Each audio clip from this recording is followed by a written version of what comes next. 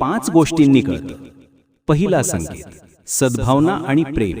घरातील माणसांमध्ये जर नेहमी प्रेम, आपुलकी, आदर आणि शांतता असेल तर देवाचा वास नक्कीच तिथे असतो. दुसरा संकेत, सतत नामस्मरण. ज्या घरात रामनाम किंवा दत्त दत्त असा नामगजर होत असतो त्या घरात देव स्वतः वावरतो.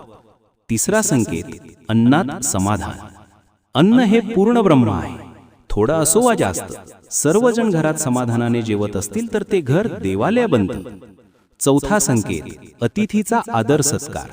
ज्या घरात आलेल्या पाहुण्याला अतिथी देव मानून आदराने सेवा केली जाते तिथेही देव समाधानी होऊन वास करत असतात.